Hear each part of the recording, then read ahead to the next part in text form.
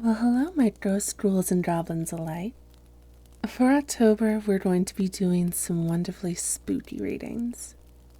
And today, we're going to start with the Cask of Amontillado by Edgar Allen Poe. So get cozy and enjoy.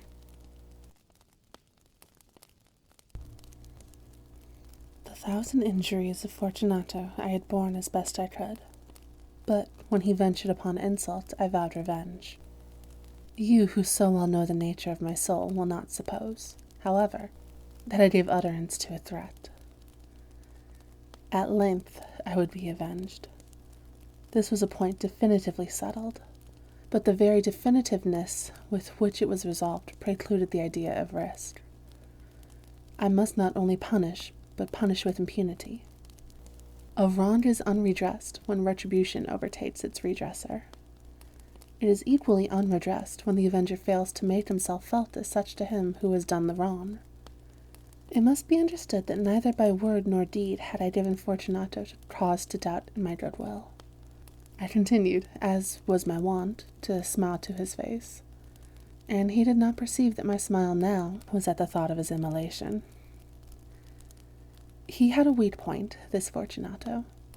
Although in other regards he was a man to be respected and even feared. He prided himself on his connoisseurship with wine.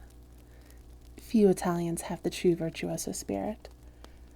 For the most part their enthusiasm is adopted to suit the time and the opportunity, to practice imposture upon the British and the Austrian millionaires. In painting and gemmery, Fortunato, like his countrymen, was a quack. But in the matter of old wines, he was sincere. In this respect, I did not differ from him materially. I was skillful in the Italian vintages myself, and bought largely whenever I could. It was about dusk, one evening during the supreme madness of the carnival season, that I encountered my friend. He accosted me with excessive warmth, for he had been drinking much. The man wore motley. He had on a tight-fitting party-striped dress, and his head was surmounted by the conical cap and bells. I was so pleased to see him that I thought I never should have done wringing his hand.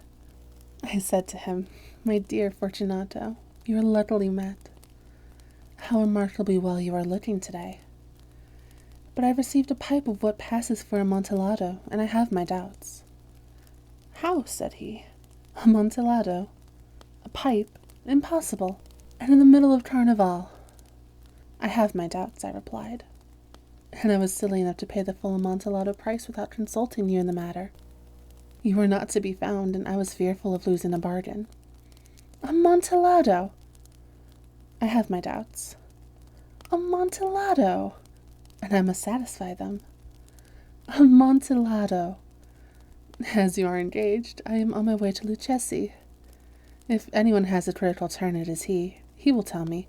Lucchesi cannot tell Amontillado from sherry, and yet some fools will have it that his taste is a match for your own. Come, let us go." "Whither?" "To your vaults." "My friend, no, I will not impose upon your good nature. I perceive you have an engagement. Lucchesi, I have no engagement. Come." "My friend, no, it is not the engagement, but the severe cold with which I perceive you are inflicted. The vaults are insufferably damp. They are encrusted with nitre." "Let us go, nevertheless. The cold is merely nothing. Amontillado! You have been imposed upon, and for Lucchesi he cannot distinguish sherry from Amontillado." Thus speaking, Fortunato possessed himself upon my arm, putting on a mask of black silk and drawing a roquelaire closely about my person. I suffered him to hurry me to my palazzo. There were no attendants at home. They had absconded to make merry in honor of the time.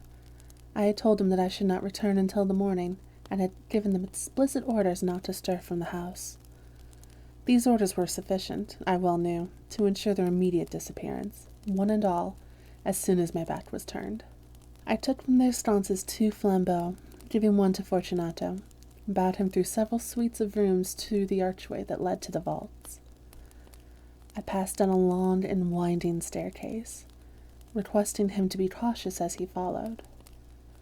We came at length to the foot of the descent, and stood together on the damp ground of the catacombs of the Montresors. The gait of my friend was unsteady, The bells upon his cap jingled as he strode. "The pipe," said he. "It is further on," said I. "But observe the white webwork which gleams from these cavern walls." He turned towards me, and looked into my eyes with two filmy orbs that distilled the rheum of intoxication. "Nitra?" he asked at length. "Nitra," I replied. "How long have you had that cough?" Ugh! Ugh! Ugh! My poor friend found it impossible to reply for many minutes. "It is nothing," he said at last. "Come," I said with decision. "We will go back. Your health is precious. You are rich, respected, admired, beloved. You are happy, as once I was. You are a man to be missed. For me it is no matter. We will go back. You will be ill. I cannot be responsible. Besides, there's Lucchesi." "Enough," he said. "The cough is a mere nothing. It will not kill me. I shall not die of a cough." "True, true," I replied. "And indeed I had no intention of alarming you unnecessarily. But you should use all proper caution. A draught of this metic will defend us from the damps." Here I knocked off the neck of a bottle which I drew from a long row of its fellows that lay upon the mould. "Drink," I said, presenting him the wine. He raised it to his lips with a leer.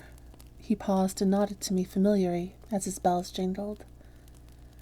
"I drink," he said, "to the buried that repose around us." "And I to your long life."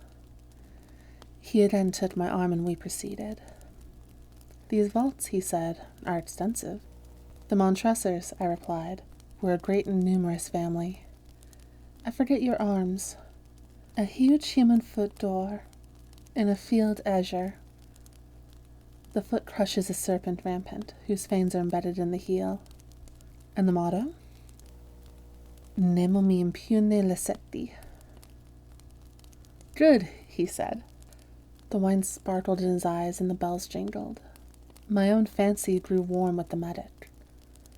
We had passed through the walls of piled bones, with casks and puncheons intermingling, into the inmost recesses of the catacombs. I paused again, and this time I made bold to seize Fortunato by an arm above the elbow. "The nitre," I said. "See, it increases. It hangs like moss upon the vaults. We are below the river's bed. The drops of moisture trickle among the bones. Come, we will go back ere it's too late. Your cough." "It is nothing," he said. "Let us go on. But first, another draught of the metic." I broke and reached him a flaschen of de Grave. He emptied it in a breath. His eyes flashed with a fierce light. He laughed and threw the bottle upwards with gesticulation I did not understand. I looked at him in surprise. He repeated the movement, a grotesque one. "You do not comprehend?" he said. "Not I," I replied. "Then you are not of the Brotherhood." "How?" "You are not of the Masons." "Yes, yes," I said. "Yes, yes." "You? Impossible! A Mason?" "A Mason," I replied. "A sign," he said. "It is this," I answered, producing a trowel from beneath the folds of my roquelaire. "You jest," he exclaimed, recoiling a few paces. "But let us proceed to the Amontillado." "Be it so," I said, replacing the tool beneath the cloak and again offering him my arm. He leaned upon it heavily. We continued our route in search of the Amontillado. We passed through a range of low arches, descended, passed on, and descended again, arrived in a deep crypt, in which the foulness of the air caused our flambeau rather to glow than aflame. At the most remote end of the crypt there appeared another less spacious. Its walls had been lined with human remains, piled to the vault overhead in the fashion of the great catacombs of Paris. 3 sides of this interior crypt were still ornamented in this manner. From the 4th the bones had been thrown down and laid promiscuously upon the earth, forming at one point a mound of some size. Within the wall thus exposed by the displacement of the bones, we perceived still an interior recess, in depth about 4 feet, in width 3, in height 6 or 7. It seemed to have been constructed for no especial use within itself, but formed merely the interval between 2 of the colossal supports of the roof of the catacombs, and was backed by one of their circumscribing walls of solid granite. It was in vain that Fortunato, uplifting his dull torch, endeavored to pry the depths of the recess. Its termination the feeble light did not enable us to see. "Proceed," I said. "Herein is the Amontillado. As for Lucchesi, he is an ignoramus," interrupted my friend, as he stepped unsteadily forward, while I followed immediately at his heels. In an instant he had reached the extremity of the niche, and, finding his progress arrested by the rock, stood stupidly bewildered. A moment more and I had fettered him to the granite. In its surface were 2 iron staples, distant from each other about 2 feet horizontally. From one of these depended a short chain, from the other a padlock. Throwing the links about his waist, it was but the work of a few seconds to secure it. He was too much astounded to resist. Withdrawing the key, I stepped back from the recess. "Pass your hand," I said, "over the wall. You cannot help feeling the nitre. Indeed, it is very damp. Once more let me implore you to return." "No? Then I will positively leave you. But first I must render you all the attentions in my power." "The Amontillado!" ejected my friend, not yet recovered from his astonishment. "True, the Amontillado." As I said these words, I busied myself among the pile of bones for which I had spoken. Throwing them aside, I soon uncovered a quantity of building stone and mortar. With these materials, and with the aid of my trowel, I began vigorously to wall up the entrance of the niche. I had scarcely laid the first tier of my masonry when I discovered that the intoxication of Fortunato had in a great measure worn off. The earliest indication I had of this was a low moaning cry from the depth of the recess. It was not the cry of a drunken man. Then there was this long, obstinate silence. I laid the second tier, and the third, and the fourth, and then I heard the furious vibrations of the chain. The noise lasted for several minutes, during which that I might hearken to it with more satisfaction. I ceased my labors and sat down upon the bones. When at last the clanking subsided, I resumed the trowel, and finished without interruption the 5th, the 6th, and the 7th tier. The wall was now nearly upon a level with my breast. I again paused, and holding the flambeau over the mason-work, threw a few feeble rays upon the figure within. A succession of loud and shrill screams, bursting suddenly from the throat of the chained form, seemed to suddenly thrust me violently back. For a brief moment I hesitated. I trembled. Unsheathing my rapier, I began to grope with it about the recess, but the thought of an instant reassured me. I placed my hand upon the solid fabric of the catacombs, and felt satisfied. I reapproached the wall. I replied to the yells of him who clamored. I re-echoed. I aided. I surpassed them in volume and in strength. I did this, and the clamorer grew still. It was now midnight, and my task was drawing to a close. I had completed the 8th, the 9th, and the 10th tier. I had finished a portion of the last and the 11th. There remained but a single stone to be fitted and plastered in. I struggled with its weight. I placed it partially in the destined position. But now there came out from the niche a low laugh that erected the hairs upon my head.